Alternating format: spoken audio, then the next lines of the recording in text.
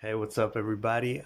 Today we're going to talk about fear and how I think it's actually one of the things that we have to work on as humans.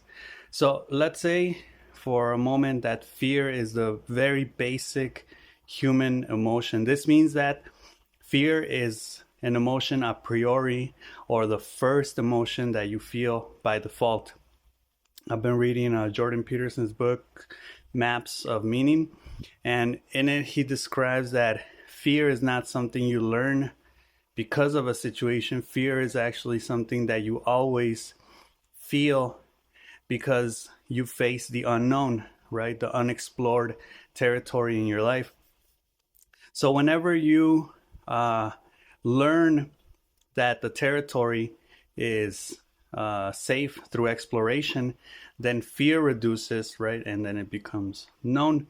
So, what is fear? Fear paralyzes people, right? It makes you either run away or it makes you aggressive, right? It makes you either want to fight or it makes you just not do anything, right? It paralyzes you. So, this is because you want to know what will happen in your life at all times, right? You want to know. You want to be able to control your life. You want to be able to predict what's going to happen, right?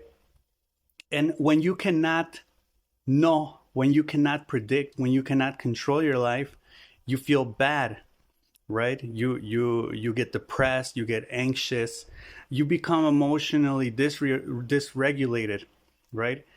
And well, we can ask, how can you fight this? How can you fight emotional dysregularity? Well, you need to prepare for when things will go wrong. So, preparing for when things will go wrong or won't go the way you want them to means that you need to be able to think where things can go wrong, right? Or where you're going to face unexplored territory. You need to prepare for it and you need to anticipate how you will feel about those situations, right? How you will face them.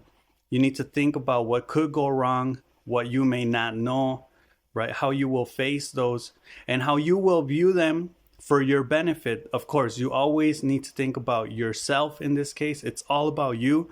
You need to feel good. So you need to anticipate, you need to prepare for these type of situations. And it's basically a battle between the known and the unknown. You know the life you have in your house, in your job, right? And I think sometimes we even fantasize about exploring unknown territory, like with trips or doing adventurous things, right? But they're under a controlled environment, right? With friends. We know the area at least a little bit. We have a plan, an itinerary. But when you're faced with truly unknown circumstances, that's when it gets difficult. That's when, especially something that you don't want and you don't know how to deal with, right?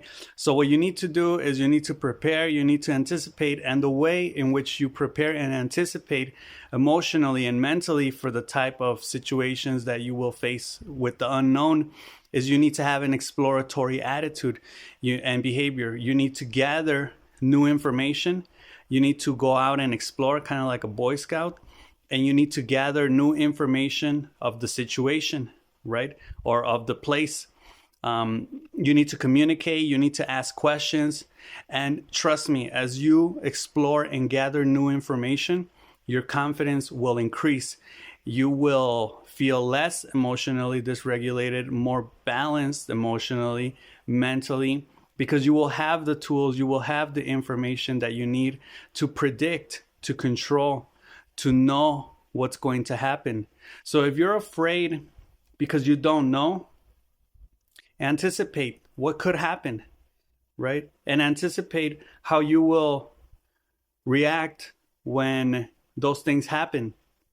That way, you will feel better. And you also, of course, need to explore. You need to ask questions. You need to communicate, not from an anxious perspective or a fear perspective, but from a curious perspective, from an exploratory attitude and behavior.